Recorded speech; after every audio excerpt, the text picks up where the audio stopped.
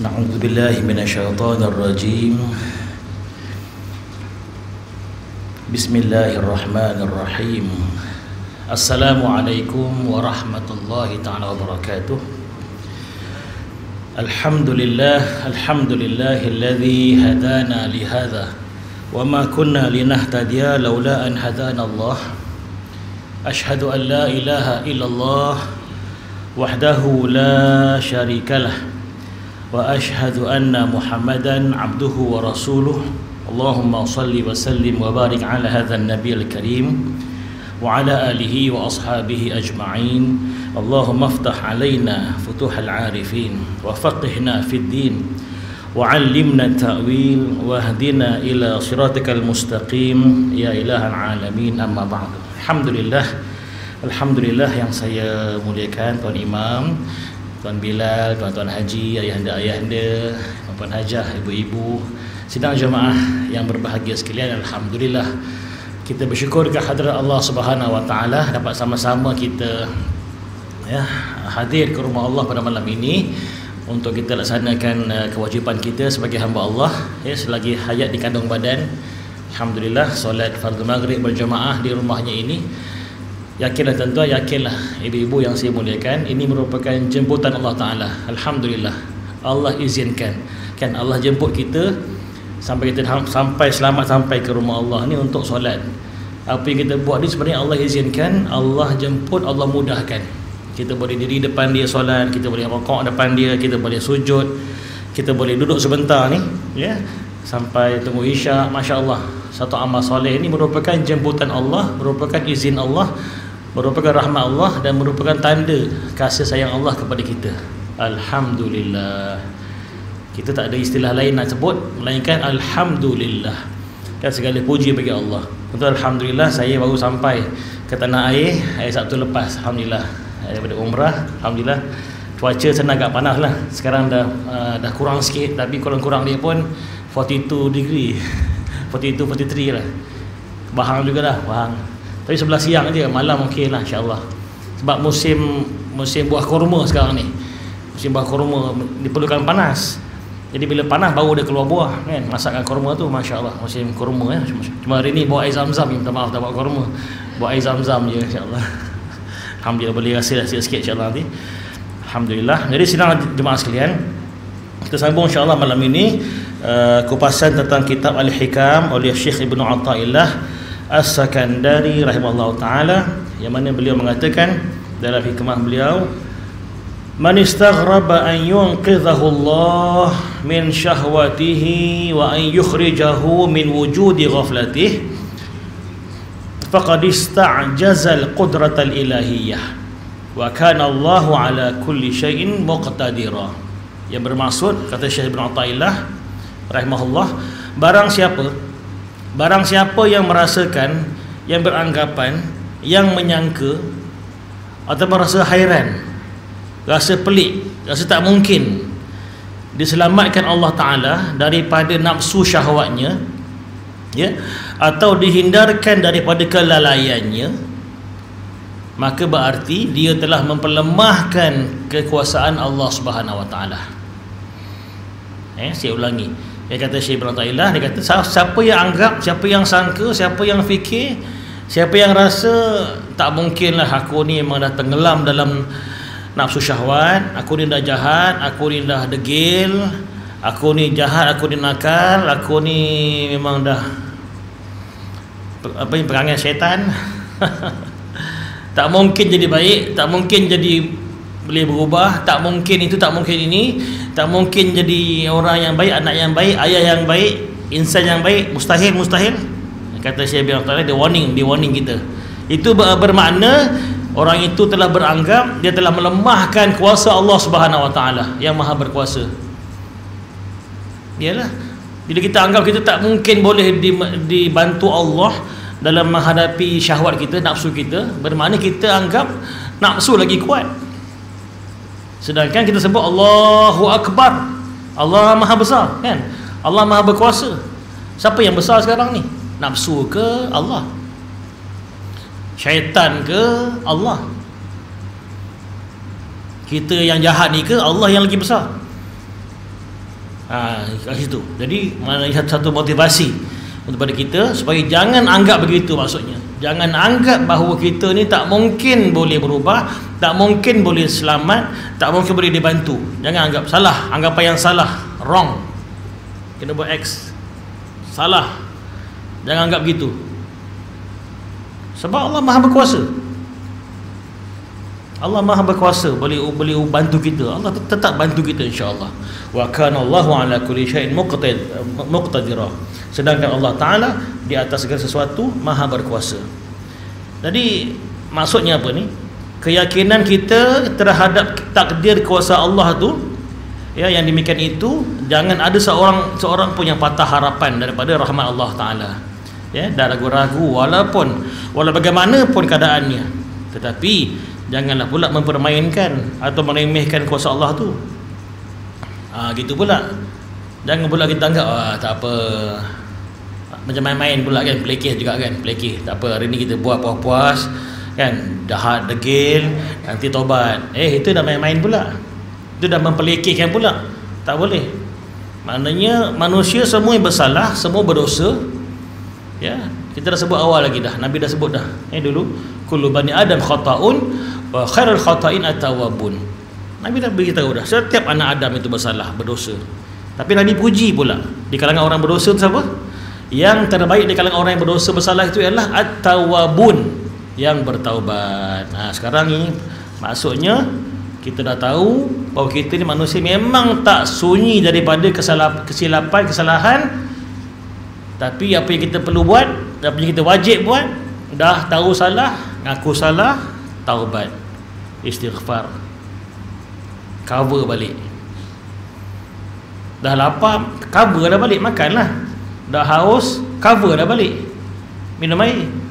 Dah sakit, cover lah, makan obat. Dah penat, cover lah, relax, tidur. Kan ada caranya.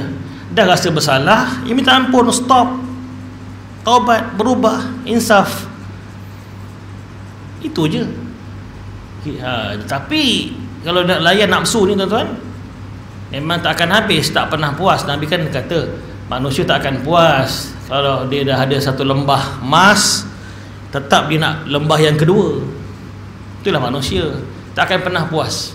Lepas tu ada doa yang Nabi ajarkan, Allahumma inni a'udzubika min ilmin la yanfa' wa min qalbin la yakhsha' wa min nafsin la yashba' wa min du'ain la yustajabu lah, atau kama qala sallallahu alaihi wasallam. Ya Allah, aku berlindung denganmu ya Allah daripada 4 benda ni. Pertama, daripada ilmu yang tak bermanfaat. Nauzubillah. Belajar kan, sekolah Arab, sekolah tahfiz, sampai ke Jordan jadi ustaz, ilmu masya-Allah, tapi tak bermanfaat. Nauzubillah. Nauzubillah min dzalik, minta lindung. Nabi suruh kita minta lindung. Sebab ada tak orang macam itu? Ada, berilmu tapi tak bermanfaat ilmu dia tu, sia-sia. Ilmu yang bermanfaat, ilmu yang tak bermanfaat. Yang kedua, hati yang tidak khusyuk pun nauzubillah ya Allah, minta jauh ya Allah. Sebab hati kalau tak khusyuk, lalai lah. Solat pun tak khusyuk, ngaji pun tak khusyuk, tak ada ketenangan dalam hidup dalam dunia ni. Tak tenang, tak khusyuk, tak ada kebahagiaan, tak ada zuk, tak ada nikmat.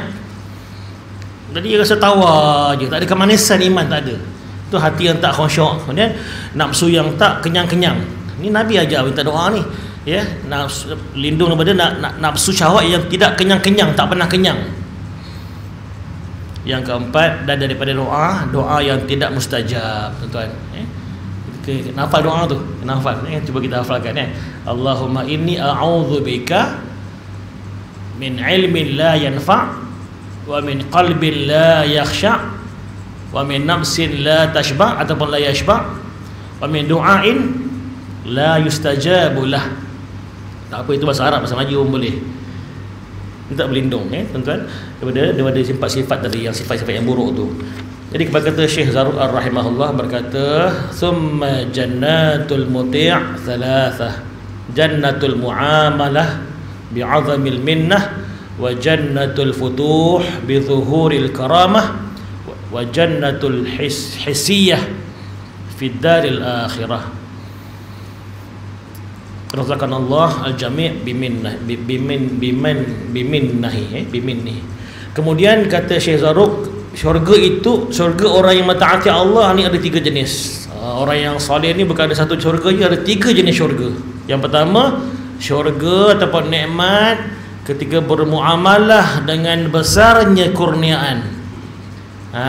Belum syurga akhirat lagi. Kat dunia ni dia dah menikmati dah, dia rasa seronok, rasa bahagia dengan syurga yang Allah sediakan ni. Syurga kebahagiaan rumah tangga, syurga ada orang tua, syurga dapat orang jadi orang Islam, syurga dapat orang jadi orang beriman, syurga dapat solat, syurga dapat tunaikan haji, tunaikan umrah, syurga dapat beramal lah. Syurga ni nikmat. Apa arti syurga? Nikmat, maknanya syukurlah. Nah, jadi orang yang dapat menikmati, orang yang soleh begitu, dia rasa syurga dengan kehebatan anugerah Allah tu. Walaupun minum cuma air mineral kan, tapi dia punya nikmat tu tuan-tuan, subhanallah, tanpa mineral boleh tercekik, terpegik mati gitu. Makan saya pun mungkin waktu umur kot ni, bila makan sekarang ni kena ulam air ya, masya-Allah. Allah ya. Makan nasi tak tahu lah tuan-tuan perempuan, saya kena standby sebelum makan tu, memang kena standby dulu, kena tolak, kena bantuan adanya. Mungkin dah tua kan, memang dah tua pun. Yang dah putih cikgu, dah beruban dah ni. Cikgu nampak putih, muda nampak cikgu, masya-Allah. Alhamdulillah sihat. Cikgu saya sekolah Kedah dulu, Allahu akbar. Masya-Allah. Jadi gitulah maknanya nikmat ketika bermuamalah, ketika kita sedang deal, sedang menikmati apa pun anugerah Allah tu, syurga nikmat pertama. Yang kedua, ya, syurga futuh dengan zahirnya karamah. Maknanya apa ni tuan-tuan, muamalah apa ni tadi, muamalah tu maknanya syurga, ketika mengasai syurga ketika bermuamalah dengan nikmat. Nikmat ni sembahyang nikmat, ibadah nikmat, tadi saya kata tu, mengaji nikmat, rokok nikmat, sujud nikmat, dengar baca Quran nikmat, istighfar nikmat, tasbih nikmat, zikir nikmat. Semua buat baik tu adalah nikmat, sepatutnya lah. Tu orang yang soleh. Tapi kalau rasa ketika beribadah tu azab, maknanya ada something wrong lah kat situ kan. Allah, lamanya Pak Imam ni, aduh letih, jam aku, jam bila nak habis ni kan, aduh ceramah, aduh panas, aduh kan. Quran dan ngaji ada beratnya Quran ni kan. Selimut ni ada, memang itu maknanya kita belum rasa nikmat tu. Tak apalah, kita doa, kita minta Allah bantu kita, untuk rasa nikmat. Kan, atas segala amal soleh ni. Jadi pertama, bila dah merasai nikmat, itu adalah syurga. Dianggap syurga ketika beramal, ketika beribadah tu adalah syurga. Yang kedua, syurga bagi orang yang beriman, orang yang soleh ni ketika futuh, ketika Allah Ta'ala akan bukakan janji Allah akan bukakan karamah, kemuliaan. Karamah ni bahasa Arab yang kita telah melayukan. Apa ni bahasa Melayu apa ni? Baca para wali, keramat ni sebenarnya keramat ni bahasa Arab, karamah, kemuliaan. Yalah, kita dengar kisah-kisah dulu para wali Allah. Apa nama ni, Tok Kenali dulu ketika sedang gunting rambut, kisahnya dulu yang sedang gunting rambut, tiba-tiba diminta izin, sabar nanti, hamba nak keluar kejap, kata dia. Almarhum Tok Kenali, seorang wali Allah, ia masyhur di Kelantan kan. Mana tu? Kejap, hamba nak keluar kejap. Waktu dia keluar, tengah gunting rambut, dia masuk balik, macam baru lepas bantu orang apa ni, terbakar, tak tahu ke kebun ke apa ke, macam ada abu-abu ni, abu-abu. Padahal dia kat Kelantan tu. Kata tuan gunting tu, mana tu tadi, pergi mana tadi? Tadi hamba pergi Mekah kejap tadi, tolong dekat Mekah ada kebakaran. Tadi hamba tolong kejap lah, kesian orang Mekah terbakar. Tu kat Kelantan tu. Sempat dia naik apa tu, naik flight apa, naik Saudi Air ke naik Mas Airline. Ini cerita wali Allah tuan-tuan, benda yang tak mustahil. Kalau Allah berkehendak tak mustahil, benda berlaku, kisah berlaku kan. Tok Pulau Manis misalnya kan, air masin, air laut jadi tawar, boleh minum air. Tuan-tuan kalau ada rezeki pergilah ziarah makam dia. di kampung Tok Pulau Manis di Terengganu. Cantik makam dia buat. Dia asalnya orang Arab tu. Dia hijrah ke sini sampai dia meninggal. Tok Pulau Manis. Semua ada karamah-karamah, itu mereka lah para wali Allah. Kita pun insya-Allah taala dengan izin Allah taala tak mustahil. Allah bantu, Allah tolong. Yang tak masuk akal boleh clear, boleh settle pula. Maknanya itu adalah nikmat-nikmat yang Allah taala berikan, hadiahkan. Kita menikmati itu. Kan? Yang ketiga tentulah jannatul hisiyah fi daril akhirah. Syurga yang sebenar-benarnya di negeri akhirat, yang tak ada lagi amal ibadah dalam syurga tu, macam tak ada lagi solat, tak ada lagi ibadah apa-apa pun dalam solat. Dalam syurga tak ada lagi dah solat, tak ada lagi dah puasa, tak ada lagi lah zakat, tak ada lagi dah pergi haji umrah, tak ada lagi dah sedekah, tak ada lagi dalam syurga. Tinggal petik buah, tinggal menikmati selama-lamanya. Tapi tuan minta maaf ibu, dalam syurga tak ada tidur, minta maaf. Betul, antara banyak-banyak nikmat kata para ulama, dalam syurga tak ada nikmat tidur. Sorry, minta maaf. Kalau kita fikir, alah rugi lah ustaz, tidur kan best. Sebab apa? Kalau tidur sebenarnya rugi dah semua jam, tak boleh makan, tak boleh apa. Dalam syurga untuk ulama tak ada nikmat tidur. Maksudnya bukan kurang nikmat tu, sebab Allah nak bagi kita peluang tak tidur, tak mati-mati selama-lamanya. Bayangkan, dan tak ada tandas dalam syurga. Minta maaf. Habis macam mana nak buang air ustaz? Macam mana nak biar kencing cebok macam mana ustaz? Memanglah tak ada tandas sebab tak buang air. Tak buang air, tak kencing, tak berak dalam syurga. Tak ada. Habis makanan makan aja. Jadi angin, jadi keluar peluh, jadi wangi pula. Subhanallah. Ini semua kerja Allah Taala. Selama-lamanya. Tapi saya minta maaf sekali, saya minta maaf sebab depan saya ni orang-orang lama ni. Ya, 6 series, 7 series, 5 series. 8 series pun ada, masya-Allah. 8 series, dalam syurga tak ada orang tua. Sorry makcik, sorry pakcik, tak ada orang tua. Allah tak layak lah saya ustaz, orang tua tak ada, orang muda yang dapat. Tak maaf, maksudnya apa? Maksudnya yang tua-tua akan jadi muda balik. Lelaki 33 tahun, ganteng, handsome, masya-Allah. Perempuan sweet 17, anak dara selama-lamanya. Ambil, masya-Allah, subhanallah tuan. Ini itu syurga. Nasallallahu al-jannah, amin. Allah marzuqna al-jannah ya Rabb, amin ya Allah. Allah marzuqna al-jannah ya. Kita doa, Nabi Allah suruh minta doa tuan. Syurga. Dunia sekejap aja ni. Sekejap aja kan dunia ni. Akhirat selama-lamanya, tak ada tidur, tak ada mati. Bayangkan. Jadi maknanya apa ni? Maknanya Allah Ta'ala Maha berkuasa tuan-tuan. Begitulah sifatnya. Ya Allah Subhanahu wa taala dia bantu kita. Mana tadi? Subhanallah. Minta maaf. Allahu akbar. Jadi sidang hadirin sekalian, kita lihat dalam Quran Allah sebut dalam surah dalam suratul Al-A'raf ayat 201 firman-Nya, wa imma yanzaghannaka minasyaitan nazghun fasta'idz billah, wa imma yanzaghannaka minasyaitani nazghun fasta'idz billah innahu sami'un alim. Innal ladzina taqaw idza massahum ta'ifun minasyaitani tadhakkaru fa idza hum mubsirun. Shadaqallahul azim. Allah tegaskan, dan jika kamu dihasut oleh satu bisikan syaitan hasut kamu ni, maka apa nak buat? Fasta'iz billah, maka mintalah perlindungan dengan Allah Ta'ala. Terus dah ada dah, tips dah ada dah, cuma kita tak buat je. Yang kita buat bila syaitan bisik hasut, buat. Kita tak minta tolong dengan Allah Ta'ala.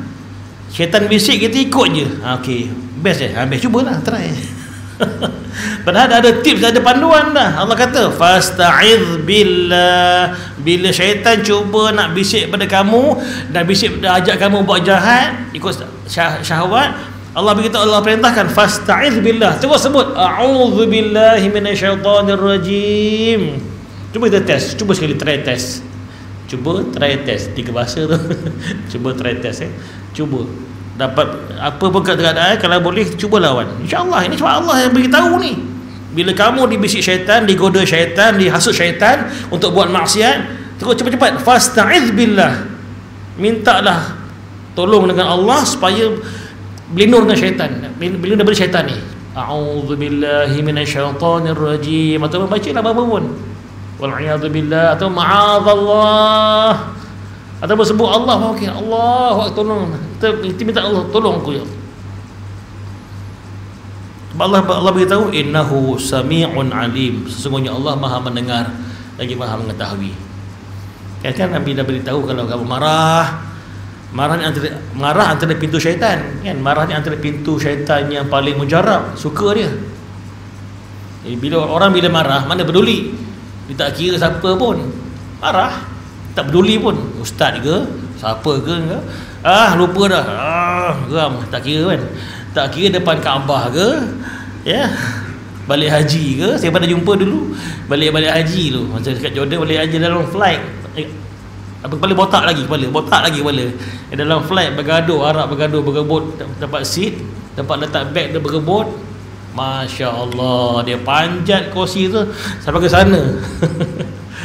Puncanya bergaduh mulutnya, kan, dia bergaduh, antum haiwan, apa haiwan, dia panjat tu, atas orang dia panjat bergusti ni, ya Allah, balik haji tu. Aduh, subhanallah, sampai polis naik tuan-tuan.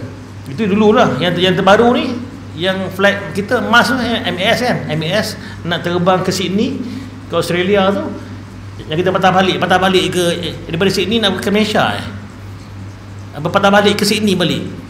Sebab gara-gara seorang hamba Allah ni, Pakistan kan, apa tu, dia nak solat, boleh nak solat betul-betul, rokok sujud tu dekat tengah-tengah lorong tu. Jadi stewardess tu beritahu, cik tadi ni laluan orang, jangan solat kursi lah maknanya. Wah, dia bertekak pula, I'm Muslim, you Muslim, I'm servant of Allah, you servant of Allah, you Muslim. Oh, bergaduh pula. Allah, sampai kena patah balik pula. Dia ancam pula, aku ada bawa bom ni. Patah balik ke sini, landing balik. Jawablah turun-turunnya, polis dah tunggu dah. Betul. Apa ni, kena gari. Tuan-tuan, begitulah maknanya Allah beritahu kita, bila kamu digoda syaitan, apa nak buat? Fasta'iz billah, mintalah pertolongan dengan Allah Ta'ala. Ingat ketika Nabi Allah Yusuf AS sendiri, Nabi Allah Yusuf sendiri pun, Nabi itu, Rasul, digoda oleh syaitan. Kisah tu kan, Zulaikha main memang clear, dalam bilik berdua, isteri raja yang comel, cantik, ayu, gebu, apa lagi semualah ajak dia buat maksiat, sebab dia tergoda dengan kehansaman Nabi Yusuf AS yang ajak buat maksiat. Tutup pintu, ajak buat maksiat, boleh, memang boleh kalau nak buat.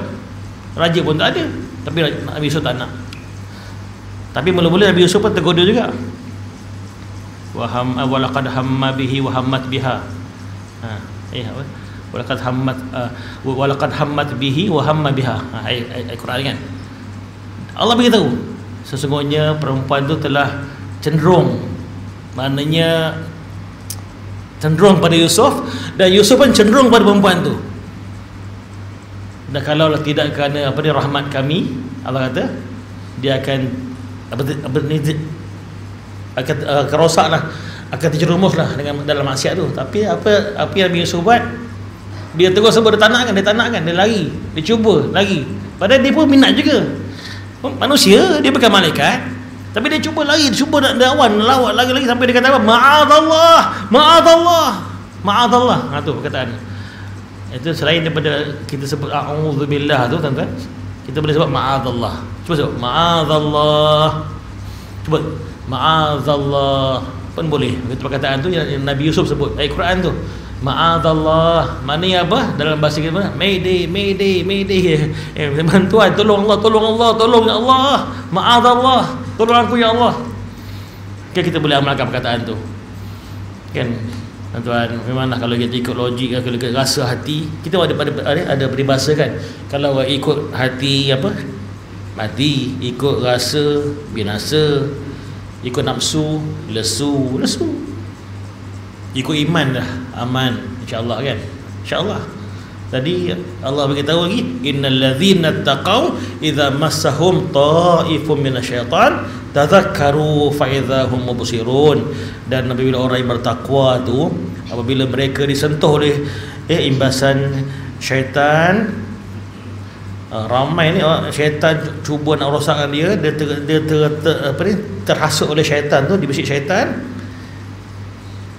mereka cepat ingat Allah. Tazakkaru, mereka ingat kepada Allah Ta'ala. Tazakkaru, ingat, aku ni muslim, aku ni ustaz, aku ni haji, aku ni hajah,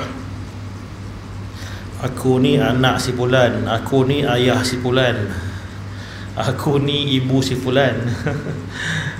Kita kena fikir ingat balik, aku ni ada amanah, tak boleh gitu kan. Aku ni adalah hamba Allah, Allah Maha melihat. Ingat balik, mereka ingat balik, maka dengan itu mereka nampak jalan yang benar. Mana apa panduannya pertama tadi? Allah kata kalau kamu digoda syaitan, minta lindung dengan Allah daripada syaitan. Pertama, yang kedua, bila mereka ni sifat orang bertakwa, bila mereka ni mereka diganggu syaitan, dibisik syaitan, digoda syaitan, mereka tu ingat balik. Maknanya ingatkan Allah Ta'ala, ingatkan, insaf baliklah, baru mereka akan nampak jalan. Kalau kita buta, itu yang kita dengar hari ni. Ya Allah, ingat tak ada lagi kes-kes bunuh anak, buang anak, ada lagi Mari tengok ada berita, ada lagi budak dia buang dekat tahfiz, mana kata dia campak budak tu, baby baru lahir, elok comel budaknya, baby tu ditinggalkan dekat dalam kotak dekat mak tahfiz. Allahu Akbar kan, macam-macam kes kan. Yang bunuh bapa pun ada, baru-baru ni bunuh bapa, Allah, bunuh mak pun ada, macam-macam, bunuh anak pun ada. Ya Allah, tuan, sebab tu ikut syaitan, ikut nafsu syahwat, ikut nafsu syahwat ya, begitu. Allah Akbar.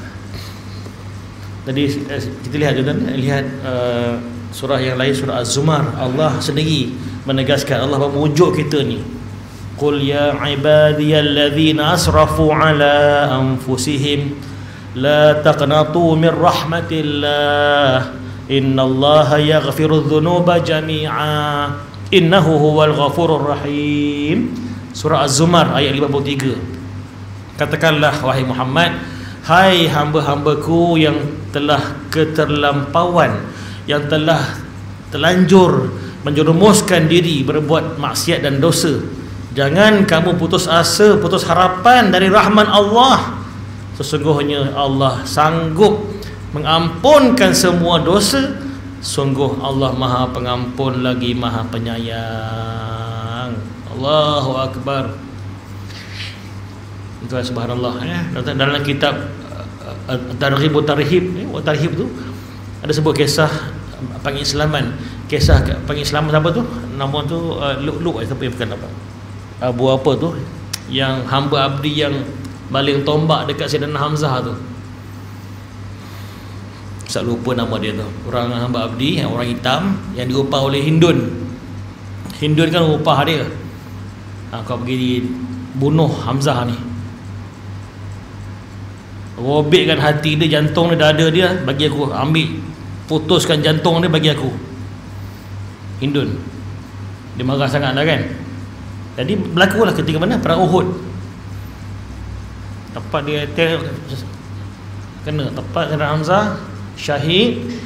Dan dia koyakkan apa tu, dada dia ambil jantung. Hindun mamah, darah-darah. Hai Hamzah, kerana aku gerang ni padan muka kau makan. Yalah, tengah marah kan, ikut syaitan kan. Yang tukang tombak tu memanglah dia pembunuh, tapi akhirnya dia Islam. Dia Islam. Tapi katanya dalam kitab Tarhib tersebut, Tarhib tu bagaimana berlaku dialog. Dia utus surat. Dia di Mekah, Nabi di Madinah. Dia tanya, adakah aku ni Allah terima lagi kalau aku nak taubat? Dia pembunuh Hamzah tau. Nabi memang cukup sedih, cukup marah Nabi dengan dia. Jadi Nabi beritahu ayat tu, ayat Quran. Dia bantah surah, tanya, Nabi balas ayat Quran, Allah Maha mengampun. Dia balas lagi, aku ni dah semua dosa aku dah buat dah. Last kali, baik kali surat lah. Ni ayat Nabi yang terakhir, Nabi beritahu dia ayat ni, qul ya ibadiyallazina asrafu ala anfusihim. Ni ayat ni, surah Az-Zumar ayat 3. Nabi beritahu ayat ni, tegur di Islam. Katakanlah, wahai hamba-hambaku yang telah melampaui batas, yang telah jahatlah, sejahat-jahatnya. Allah kata ni ayat Quran ni, surah Az-Zumar. Balik cek tengok ayat Zumar, surah Az-Zumar ayat 53. Wahai hamba-hambaku yang telah terlanjur buat jahat, jangan putus asa, la taqnatu min rahmatillah. Apa tuan? Pertama Allah sebut, Allah panggil lagi panggilan hamba tu. Ayat memujuk ni memang dahsyat ayat ni. Allah boleh panggil lagi kita ni yang telah terlanjur dengan panggilan hamba. Wahai hamba-hambaku yang telah melampaui batas, jangan putus asa dengan rahmatku, rahmat Allah. Innallaha yaghfiru dzunuba jami'a. Allah mengampunkan seluruh dosa. Allah, innahu huwal ghafurur rahim. Sesungguhnya Allah itu dialah yang Maha Pengampun lagi Maha Penyayang, pengasih, pengasihani. Jadi kita dapat ayat ni, dia terus bertaubat, dia masuk Islam. Tapi tuan-tuan, untuk makluman, saya pun baru tahu maklumat, baru-baru ni pergi umrah, oleh Tuan cerita, Masya Allah dapat info. Walaupun dia dah Islam, nama dia Lu'lu', Allahu Akbar. Terus cek saya, nama Lu'lu', hamba yang bunuh Hamzah tu. Walaupun dia dah Islam tuan-tuan, tapi sedihnya Rasulullah SAW tak pandang wajah dia, tak tergamak nak pandang wajah dia. Bukan Nabi benci, tak boleh nak buat, tak boleh nak tengok muka dia. Ni dah Islam, ada sahabat, dia sahabat Nabi pada Islam, tapi Nabi tak boleh nak tengok muka dia. Kenapa? Sebab dia lah yang telah bunuh pakcik dia, Hamzah kan, Saudara Hamzah. Ya kira Islam, tapi mana Nabi tak pandang muka dia. Sedih tak agak-agak? Ya sedih lah kan. Apa nak buat macam mana? Itu dah berlaku kan. Bukan Nabi tak ampunkan, taklah, Allah ampunkan, dia terima. Tapi Nabi sebagai manusia, sebagai anak saudara, maknanya Hamzah tu harapan, sampai hati kau pergi bunuh, begitulah kan. Jadi Nabi tak boleh nak terima, tak boleh nak pandang lah muka dia. Maafkan, tapi tak boleh nak pandang muka. Rasa sendiri lah kan, macam mana. Sedih tuan-tuan, begitulah sidang Jumaat sekalian tuan-tuan. Allah. Jadi sidang Jumaat sekalian, saya nak share sikit lah tentang umrah baru ni tuan-tuan. Masya Allah, Alhamdulillah. Saya bukan apalah, namanya bagi yang perasan-perasan, bagi yang bukan kata yang lain tak prihatin. Yang saya agak sedih sikit ni, contohnya banyak kisah-kisah sejarah di Madinah, di Mekah yang macam terbiar oleh pihak berkuasa Saudi. Saya anggap terbiar lah. Betul, kalau pergi ziarah nanti, kalau pergi Mekah di Hudaybiyah misalnya, miqat dia kan, Hudaybiyah tu, alah hai masjid tu, masjid lama tu lah. Kenapa tak dibuat besar kan? Dia modernkan ke, dia majukan ke, besarkan, bersihkan ke kan? Itulah masjid lama tu terbiar kan, macam seolah-olah terbiar. Kenapa atas alasan untuk elakkan syirik kononnya. Banyaklah, bukan itu je. Rumah Rasulullah dijadikan library, terbiar juga. Orang nak ziarah pun dia halang-halang, terbiar. Sebagian orang yang faham je lah, kena mutawif yang faham, ada ziarah dalaman Mekah tu, dia pergilah situ. Ini tempat rumah Nabi dilahirkan. Rumah Khadijah, tahu rumah Khadijah kat mana? Nabi hidup dengan Khadijah, dengan anak, dengan 7 anak, dekat mana? Kat Mekah, dekat mana? Dekat depan tandas tu. Depan tandas, dah tak nampak dah rumahnya, dia dah ratakan dah. Dia timbus rumah tu, timbus, jadi label dah tile, cuma dia tak ada signboard jauh sekali lah. Jadi mana nak cerita, yang ceritakan maknanya begitulah. Kita nak larang pun, nak lawan pun tak boleh, sebab mereka memang dah fahaman begitu, atas tajuk untuk elakkan orang syirik. Katanya betul, kita tak nafikan ada sebagian orang yang agak ekstrim, agak fanatik, sampai cium-cium batu nisan, betul lah kan, macam dekat orang Pakistan, orang India tu sebahagiannya yang agak fanatik. Dulu kat Baqi' tu bila open dulu, Baqi' kubur Baqi' Madinah tu, masuk je cium batu nisan. Apa hal pula kan, cium batu nisan dah melampau pula kan, bagi batu nisan tu kubur apa hal. Jadi agaknya lah untuk elakkan tu. Tapi maknanya kisah-kisah sejarah banyak yang telah macam ditebiar. Bahaya tu sebenarnya bahaya. Saya pandang satu sudut bahaya untuk masa depan. Kan, untuk generasi akan datang mungkin tak tahu nanti akan datang, tak tahulah. Contoh yang terkini di Madinah Al-Munawwarah. Perasan tak ada nama tempat Thaqifah Bani Sa'adah tu? Tempat di mana mesyuarat pertama para sahabat buat dulu selepas Nabi wafat. Ketika Nabi dah wafat kan meeting mesyuarat nak pilih siapa khalifah tu. Di kampung di kebun tu lah, Thaqifah Bani Sa'adah. Dia ada pinggir sebelah Masjid Nabawi tu, ada kawasannya, ada dalam di pagar, ada pokok-pokok lagi, pokok korma ada biar. Dulu kebun cantik dulu, dia buat kebun cantik, ada air pancut. Sekarang ni macam kalau tuan lihat macam tak tempat apa lah. Dulu ada signboard Thaqifah Bani Sa'adah, sejarah lah. Sekarang signboard pun tak ada, dia potong signboard tu. Orang Asam tu, Saudi ni kan, Al-Wahabi ni kan, dia tak tahu sejarah lah. Bagi-bagi yang ikut apa ni, pada mutawif yang alert tentang sejarah ni, cerita bawah itu ceritalah sebenarnya. Bagi yang tak kisah, jadi pun anggap macam dah tak ada barakah. Itu begitulah. Jadi agak sedih juga sebenarnya. Tapi istana-istana dia masya-Allah kan, bukan main canggih kan. Istana Jabal istana dia hebat kan, muzium dia masya-Allah hebat kan. Saya baru ni pergi muzium di Mekah tu, muzium lama lah dia buat, kawasan Tanah Lapang tu dia buat muzium, apa nama tu muzium tu, adalah kisah sejarah, ada peninggalan sejarah orang-orang Saudi, orang dulu lah, pakaian dia, baju dia, tombak dia, pistol dia, senapang dia, piano dia. Itu zaman-zaman dulu punya lah, orang-orang Arab dulu simpan buat muzium lah.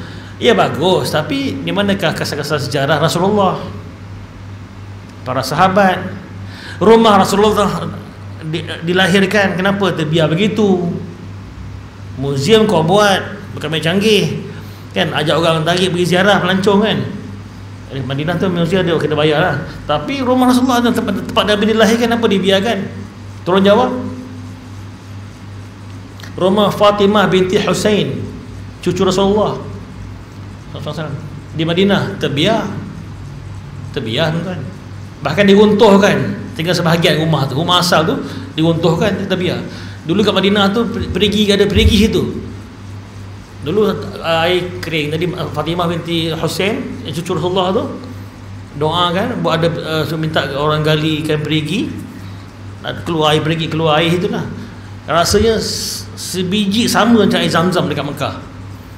Tapi sekarang dah terbiar dah, tutup, kunci, macam tempat buang sampah aja, ada tempat terbiar. Kenapa? Atas tajuk alasan nak elakkan orang syirik kononnya.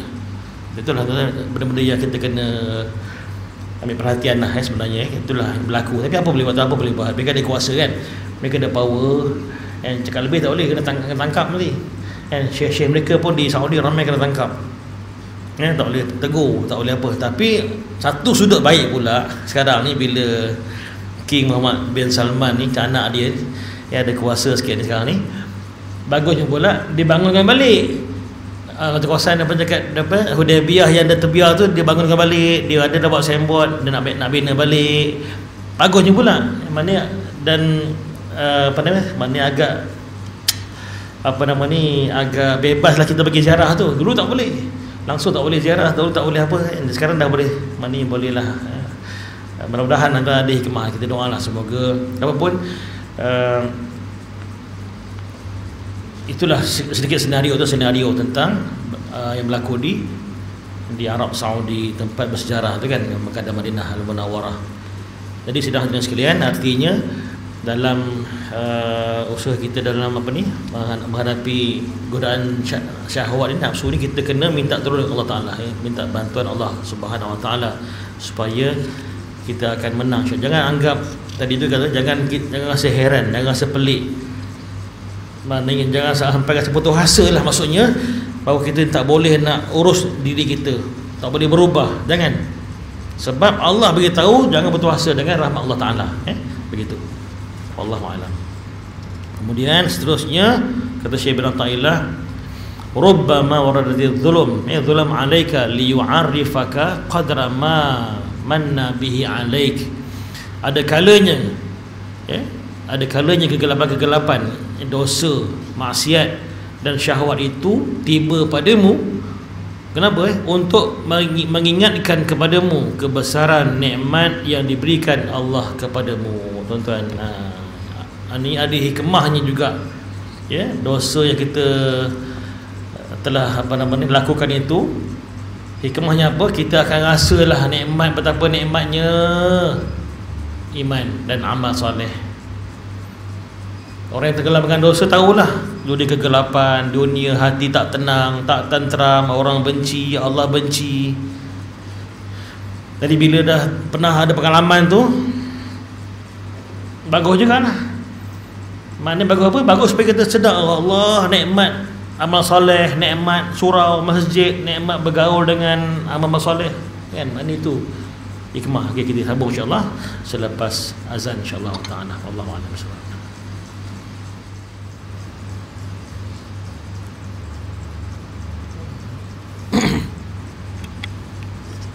Alhamdulillah. Jadi saudara jemaah sekalian, maksudnya hatta dosa yang kita pernah lakukan pun sebenarnya ada hikmah. Allah nak ajar kita. Kata Syekh bin Athaillah, apa hikmahnya?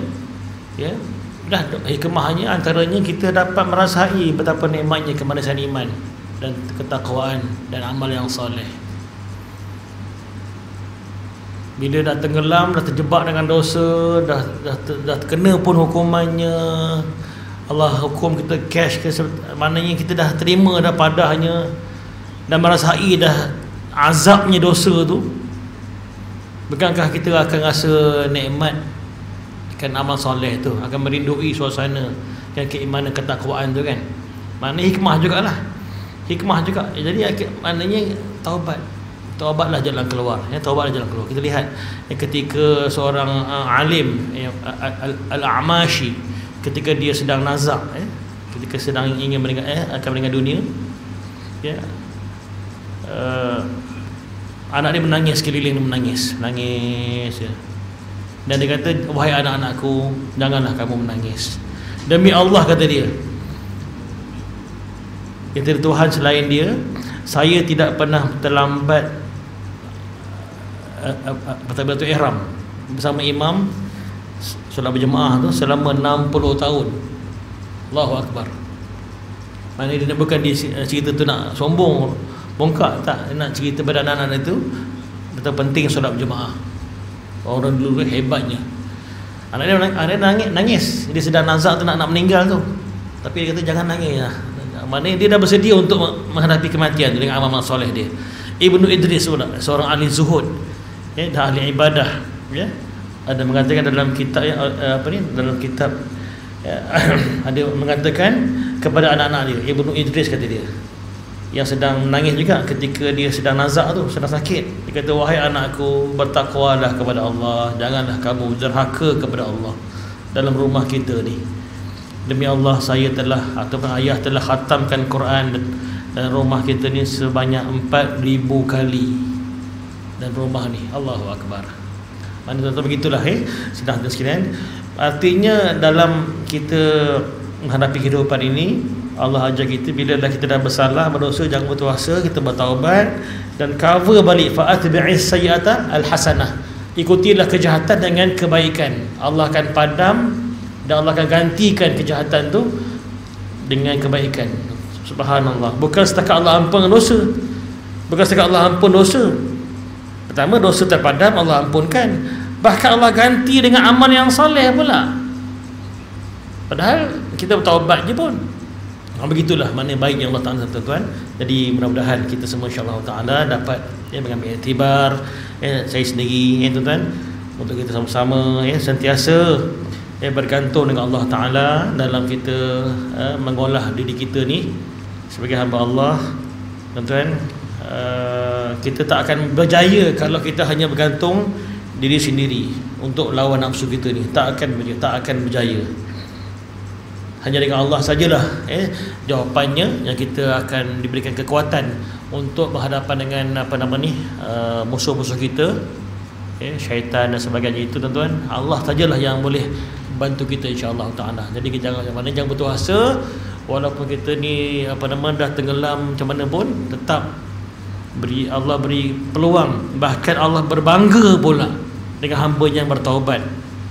Lebih suka lagi Allah daripada hambanya yang kehilangan tadi, kisah dulu tu, unta yang Nabi cerita tu kan. Dia pergi musafir padang pasir, bawa unta penuh dengan barang-barang dagangan dia. Tiba-tiba dia rehat kejap kat pokok tu kan.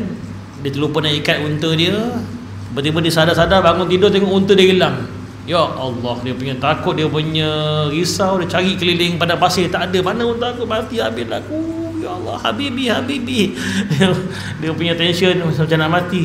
Akhirnya kata, apalah, aku balik sudah kat pokok aku tu, aku tidur balik, saya mati tak apalah. Aku dah sedih. Dia tidur balik, tertidur, sadar-sadar je tu, unta depan mata dia, elok je. Agaknya kunyah kan. Dengan barang pun tak hilang, dengan siapa barang pun tak hilang satu pun, elok je depan dia, unta tu. Allahu Akbar. Dia punya gembira, suka sampai salah cakap dan tersasul kan. Patutnya kita sebut apa? Sebut Allahumma anta rabbi wa ana abduk. Ya Allah, engkau lah Tuhaniku, aku lah hamba-Mu ya Allah. Terima kasih ya Allah. Tapi sebab dia terlalu gembira, dia tersasul. Allahumma anta abdi wa ana rabbuk ya Allah. Ya Allah, engkau lah hamba-Ku, aku lah Tuhanmu ya Allah. Dia terbalik. Bukan dia buat, dia terbalik. Pasal dia lupa diri dah. Pasal dia very very happy kan, terlampau suka sangat sebab unta dia balik semula, tak hilang pun, tersasul. Allah, engkau lah hamba-Ku ya Allah, aku lah Tuhanmu ya Allah, terima kasih, alhamdulillah. Tersasul. Dan kata Nabi apa? Demi Allah, Allah lebih suka lagi bila hambanya bertaubat kepada Allah daripada orang tadi tu. Allahu Akbar. Jadi maknanya soalnya tu bukannya soal kita tak mungkin, kita tak boleh lepas daripada dosa, tak. Kita memang tak boleh lepas daripada dosa ni, Allah. Tapi yang kita nak buat sekarang ni taubat. Minta taubat, doa lah kan. Doa taubat insya-Allah taala, tuan-tuan. Mudah-mudahan kita kena banyak-banyak doa. Taubat ni pun ada dua taubat hamba kepada Allah dan taubat Allah kepada hambanya. Maksudnya taubat hamba kepada Allah, kitalah buat baik, taubat kembali pada Allah. Dan jangan lupa ada doa yang Allah ajar, Nabi ajar, doa supaya Allah taubat pada kita. Ada ke? Supaya Allah kembali pada kita. Ialah kita baca doa penutup tu, Rabbana taqabbal minna innaka antas samiul alim wa tub alaina innaka antat tawwabur rahim. Itu maksudnya apa? Ya Allah, tub alaina, dan bertaubatlah kepada kami ya Allah. Ya Allah, kembali kepada kami ya Allah. Maknanya janganlah lupakan kami ya Allah, kembali kepada kami ya Allah, rahmatilah kami, ampunkan kami ya Allah. Gitu. Itu doa tu dalam Quran tu ya. Nabi ajar tu tuan. Mudah-mudahan kita dapat menjadi hamba Allah yang bertaubat. Tuan-tuan, last kali saya nak share satu istighfar yang elok kita amalkan kalau boleh, tuan-tuan. Biasa istighfar biasa, tapi kalau boleh tambah hujung tu. Mudah aja. Astaghfirullahalazim innahu kana ghaffara. Tambah hujung tu. Astaghfirullahalazim innahu kana ghaffara. Astaghfirullahalazim innahu kana ghaffara. Itu insya-Allah. Mudah-mudahan ya. Jadi kita minta ampun, tuan. Allah Maha Pengampun, Allah Maha pemaaf, tuan-tuan. Kita hamba Allah yang penting taubat je. Apa taubat? 3 rukun taubat. Pertama, tinggalkan dosa itu. Yang kedua, menyesali perbuatan itu. Yang ketiga, berazam tak akan ulang balik. Yang keempat, kalau hak-hak manusia kita kena pulang balik. Kan, tuan-tuan? Wallahu alam bisawab, kita tangguh dengan doa. Mudah-mudahan kita menjadi hamba Allah yang bertakwa dan bertaubat dan beramal saleh insyaallah taala. Bismillah walhamdulillah. Allahumma shalli wa sallim ala Rasulillah wa ala alihi wa sahbihi wa man walah. Allahumma 'allimna ma yanfa'una wanfa'na bima 'allamtana wa zidna 'ilma warzuqna fahma ya rabbal alamin. Allahumma inna na'udzu bika min 'ilmin la yanfa' wa min nafsin la tashba' wa min qalbin la yakhsha' wa min du'atin la yustajabu lahu ya rabbal alamin. Wa sallallahu ala sayyidina Muhammad wa ala alihi wa sahbihi wa sallam walhamdulillahi rabbil alamin. Wal 'afwu minkum. Wassalamu alaikum warahmatullahi ta'ala wabarakatuh. Jazakallahu khairan jazaa. Alhamdulillah.